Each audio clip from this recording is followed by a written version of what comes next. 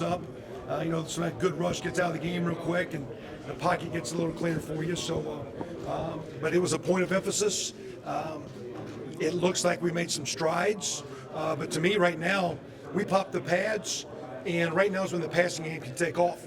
I asked the tight ends 2 weeks ago, I said, what do you want to work on? They said, we're not doing enough passing. I go, that's May, June, and July. When I get shoulder pads on here for these 15 days, we need to thump a little bit and block and pass pro. And so we've made some great strides in spring.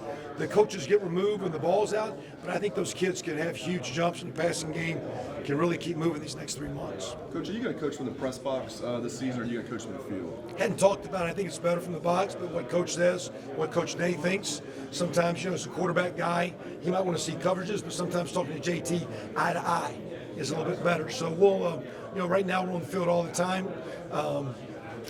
Most of my career calling plays was in the box the last 6 years because I was the head guy. I was on the field still calling a lot of plays.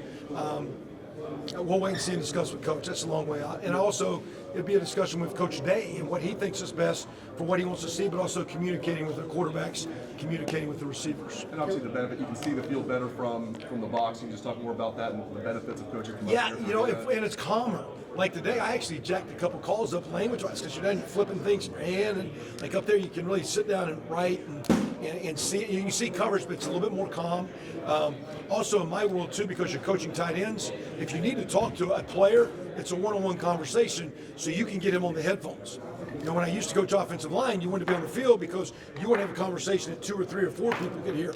If you're coaching the tight end or you're coaching the quarterback, if you do want to talk to that guy on a headphone, it's a one-on-one conversation. I've not talked to Ryan, but I do think looking at a quarterback in his eyes is a great thing as a quarterback coach. But we'll cross that as we got a lot of work to do. We got a long way to go. What did you want to see today, and how much of it did you see? We kind of did a lot of things we've been practicing. We didn't necessarily try to hide things. We didn't try to throw everything out there. I thought we'd had a solid spring. A lot of areas need improvement. I just wanted, because we're playing enough young guys, that when we came into the arena, they didn't make all the good things I've seen in practice bigger than it was. And you get the crowd noise, you get the fans in your eyes and your ears start hearing things. Do you just hear the call, you get your eyes on your job and do your job.